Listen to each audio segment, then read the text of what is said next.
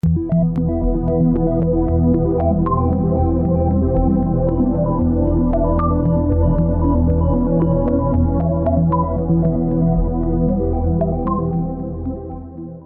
falarmos sobre o tratamento cirúrgico da hérnia de disco cervical, teremos que dividir esse assunto em 3 tópicos. Primeiro, que será o de hoje, a evolução da coluna vertebral, sua anatomofisiologia e biomecânica. O segundo tópico seria o disco vertebral e suas alterações patológicas. E o terceiro e final, o tratamento cirúrgico da hérnia de disco cervical e suas indicações.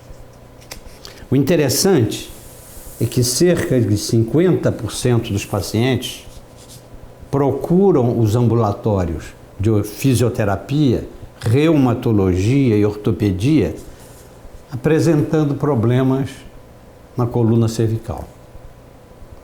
Por outro lado, um autor chamado Rabinovich, em 1961, portanto, antes do evento da tomografia computadorizada e da ressonância magnética, ele fez a seguinte pesquisa interessantíssima. Quando um paciente ia procurá-lo em seu consultório, sem nenhuma queixa da coluna cervical, ele pedia justamente um estudo radiológico da coluna cervical, apesar do paciente não ter qualquer queixa. E após um expressivo número de pacientes, ele os classificou em 4 grupos. Um primeiro grupo de 20 a 30 anos, um segundo grupo de 30 a 40 anos, um terceiro grupo de 40 a 50 e um último grupo de 50 em diante. E que conclusões esse autor chegou? Ele chegou às seguintes conclusões: que no primeiro grupo, o grupo, portanto, de 20 a 30 anos, somente 5% dos pacientes apresentavam alguma alteração no raio-x de coluna cervical.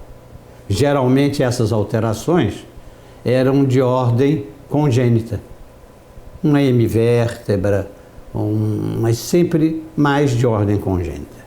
No segundo grupo, o grupo de 30 a 40 anos, isso aumentou para 15%.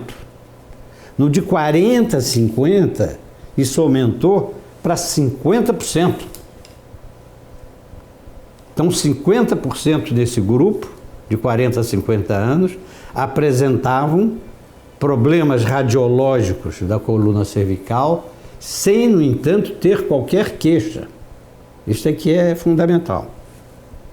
O último grupo de sua divisão, ou seja, de sua classificação, o grupo de 50 em diante, 90% dos pacientes tinham problemas radiológicos na coluna cervical. Colunas cervicais realmente de assustar. E, no entanto, esses pacientes não tinham qualquer queixa cervical. Insistentemente perguntados e inquiridos, não dói. Isso, então, fez o autor chegar às seguintes conclusões: que as alterações radiológicas nem sempre correspondem à clínica do paciente.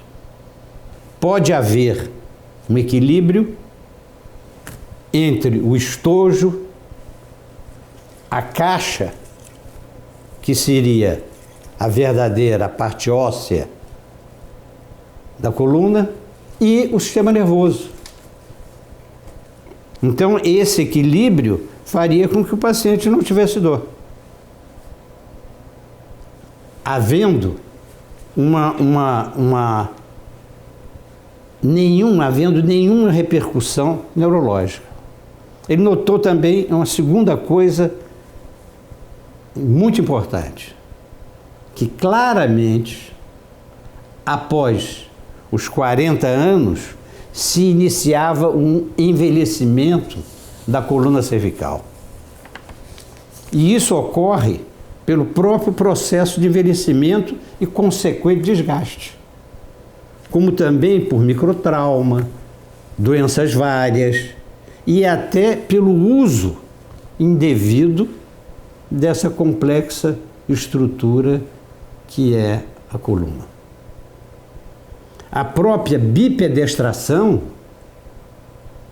quando se começou a andar sobre as duas pernas, é um fator acelerador do desgaste. Vejam então que nos dias de hoje, utilizando a tomografia computadorizada e a ressonância magnética, isso não iria invalidar os estudos de Rabinovich. Pelo contrário, iriam somente torná-los mais acurados e certamente de acordo com o que Rabinovich conseguiu em 1961, somente com radiologia simples. Isso nos leva a pensar sobre o equilíbrio ósseo, cartilaginoso e medula espinhal e suas raízes nervosas. O equilíbrio sagital. Quando esse equilíbrio sagital é rompido, inicia o quadro álgico, as dores. O estudo nos leva também a meditar que este equilíbrio é diretamente ligado à postura da bipedestração. É o tributo pago do homem erectus. É o tributo pago na escala ascendente dos primatas superiores. As curvaturas vertebrais nos mostram essa evolução, a evolução do homem erectus e a deambulação.